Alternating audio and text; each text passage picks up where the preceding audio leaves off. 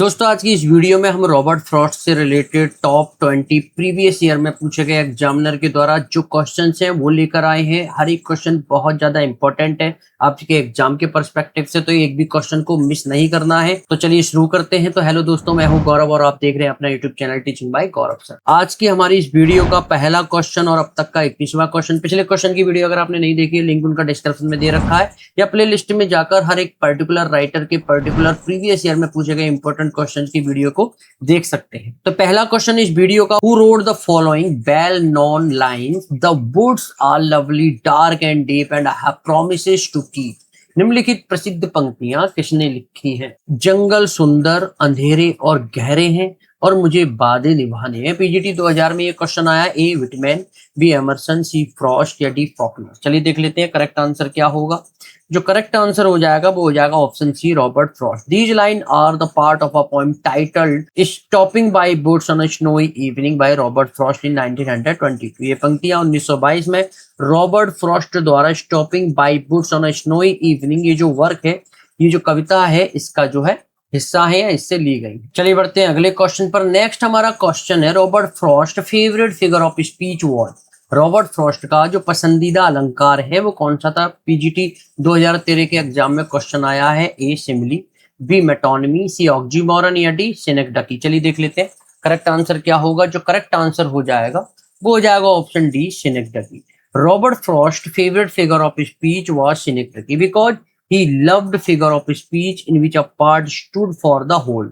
Robert Frost का पसंदीदा अलंकार सिनेक्डकी या डची था क्योंकि उन्हें ऐसा अलंकार पसंद था जिसमें एक भाग पूरे का प्रतिनिधित्व करता हो। चलिए बढ़ते हैं अगले क्वेश्चन पर। नेक्स्ट हमारा क्वेश्चन है, it's when I am weary of consideration I would like to get away from earth a while and then come back to it and begin over। These lines are from Robert Frost poem।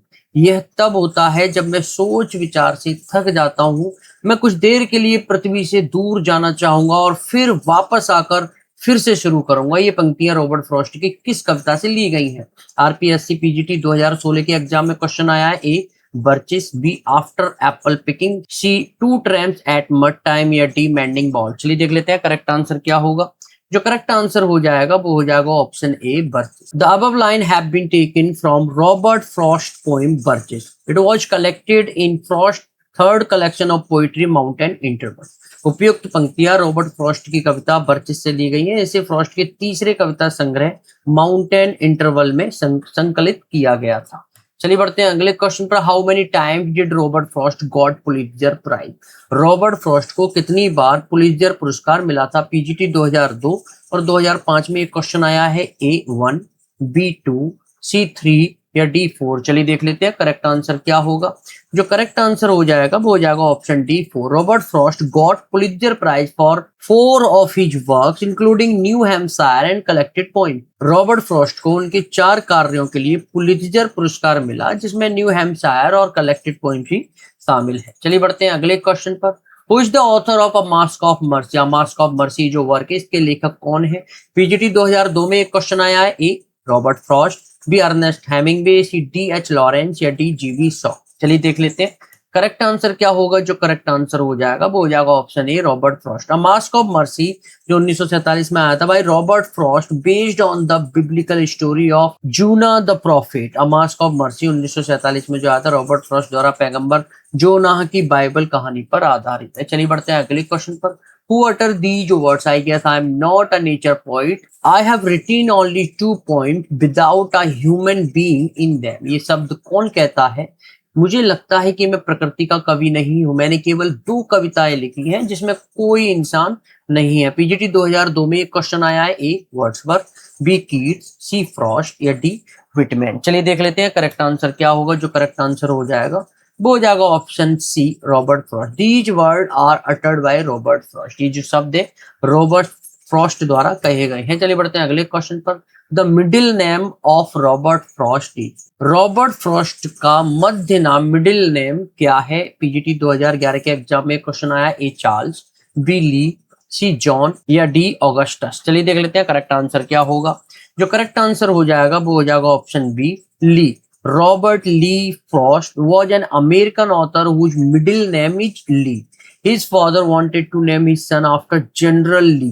Robert Lee Frost एक अमेरिकी लेखक थे जिनका मध्य नाम ली है। उनके पिता अपने बेटे का नाम जनरल ली के नाम पर रखना चाहते थे।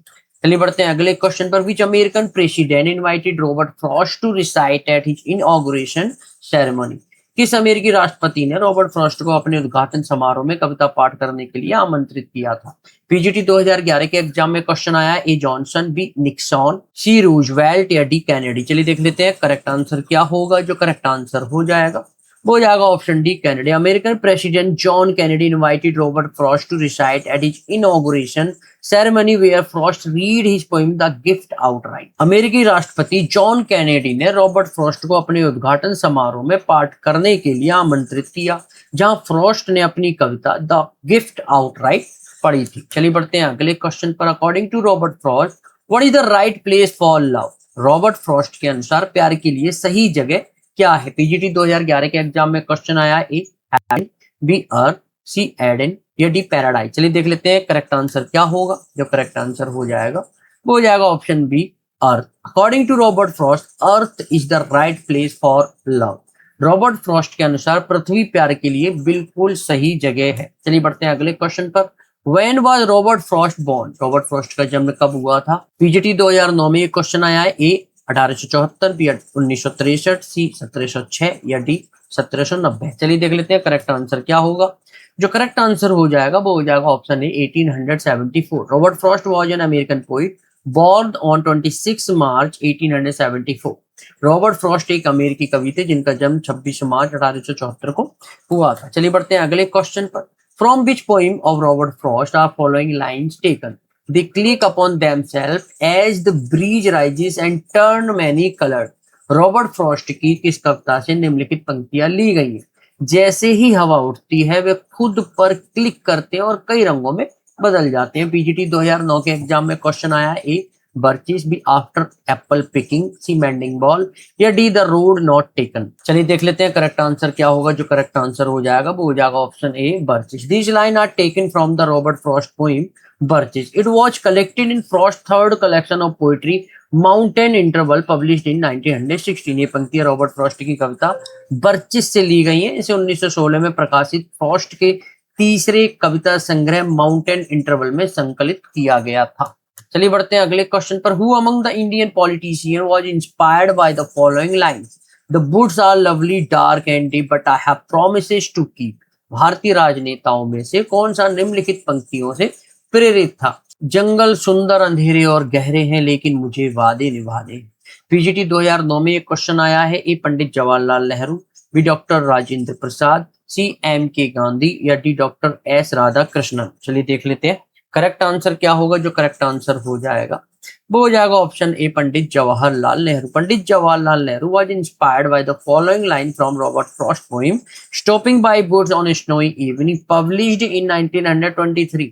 पंडित जवाहरलाल नेहरू 1923 में प्रकाशित रॉबर्ट फ्रॉस्ट की कविता stopping by boats on a snowy evening की निम्नलिखित पंक्तियों से प्रेरित थी। चलिए बढ़ते हैं अगले क्वेश्चन पर। 1914 first world war begins and Robert Frost publishes his work. Which one is it? 1914 में प्रथम विश्व युद्ध शुरू होता है और रॉबर्ट फ्रॉस्ट अपना काम प्रकाशित करते हैं, वर्क पब्लिश करते हैं। उस वर्क का नाम क्या है, वह कौन सा है? पीजीटी 2003 में क्वेश्चन आया है, A north of Boston, B three soldier, C age of innocence या D this side of paradise. चलिए देख लेते हैं करेक्ट आंसर क्या होगा। जो करेक्ट आंसर हो जाएगा वो हो जाएगा option A north of Boston. North of Boston is a 1914 poetry collection by Robert Frost. Most of the poems resemble short dramas और dialogue. North of Boston Robert Frost का 1914 का कविता संग्रह है। अधिकांश कविताएं लघु नाटकों या संवादों जैसी। चलिए बढ़ते हैं अगले क्वेश्चन पर। Which of the poem expresses Frost's statement that a poem begin in delight and ends in wisdom? कौन सी कविता फ्रॉस्ट के इस कथन को व्यक्त करती है कि एक कविता आनंद में शुरू होती है और ज्ञान में समाप्त होती है? पीजीटी 2003 के एग्जाम में क्वेश्चन आया है, A an old man's winter night, B home burial, C stopping by boats on a snowy evening या डी द हिल वाइफ। चलिए देख लेते हैं करेक्ट आंसर क्या होगा। जो करेक्ट आंसर हो जाएगा वो हो जाएगा option C stopping by boats on a snowy evening. Stopping by boots on a snowy evening is a poem written in 1920 by Robert Frost. This poem is said to begin in delight and end in wisdom. Stopping by boots on a snowy evening 1922 में Robert Frost द्वारा लिखी गई एक कविता है। इस कविता के बारे में कहा जाता है कि यह आनंद में शुरू होती है और ज्ञान में समाप्त होती है। चलिए बढ़ते हैं अगले क्वेश्चन पर।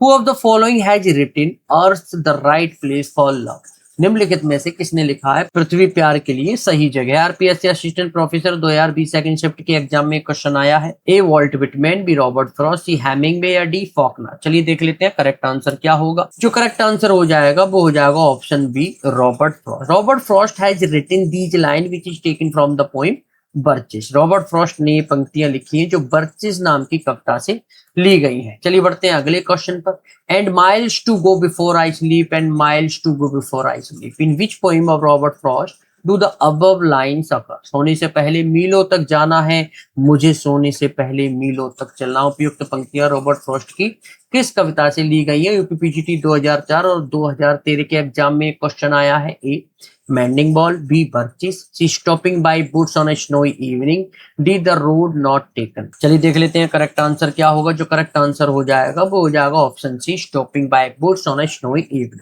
These lines occur in Robert's famous poem Stopping by Boots on a Snowy Evening. ये पंक्तियां रॉबर्ट फ्रॉस्ट की प्रसिद्ध कविता stopping by boots on a snowy evening से ली गई है। चलिए बढ़ते हैं अगले क्वेश्चन पर। In which year did Robert Frost sell his farm in New England and moved to England? रॉबर्ट फ्रॉस्ट ने किस वर्ष न्यू इंग्लैंड में अपना खेत बेच दिया था और इंग्लैंड चले गए थे? पीजीटी 2005 के एग्जाम में क्वेश्चन आया है। ए 1910, बी 1911, सी 1912 या डी 1913। चलिए देख लेते हैं करेक्ट आंसर क्या होगा। जो करेक्ट आंसर हो जाएगा वो हो जाएगा option C 1912। In 1912 Robert Frost sold his farm and sailed with his family to Great Britain, settled in Beaconsfield।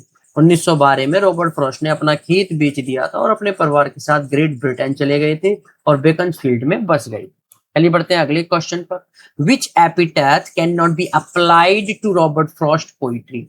Robert Frost की कविता पर कौन सी उपाधि एपिथेट लागू नहीं की जा सकती? जीआईसी लेक्चरर 2017 के एग्जाम में क्वेश्चन आया। ई ड्रामेटिक, बी न्यू क्लासिकल, सी रीजनल या डी कॉन्वर्सेशनल। चलिए देख लेते हैं करेक्ट आंसर क्या होगा।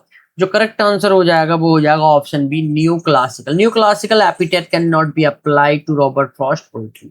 रॉबर्ट फ्रॉस्ट की कविता पर नव शास्त्रीय, जिसे न्यू क्लासिकल बोलते हैं, उपाधि लागू नहीं की जा सकती। चलिए बढ़ते हैं अगले क्वेश्चन पर। रॉबर्ट फ्रॉस्ट थे एलटी 2018 के एग्जाम में क्वेश्चन आया है। A a British poet settled in America, B an American poet settled in England, C a Canadian poet settled in America या D an American poet settled in New England। चलिए देख लेते हैं correct answer क्या होगा। जो correct answer हो जाएगा वो हो जाएगा option B an American poet settled in England. Robert Lee Frost was an American poet, he settled in New England.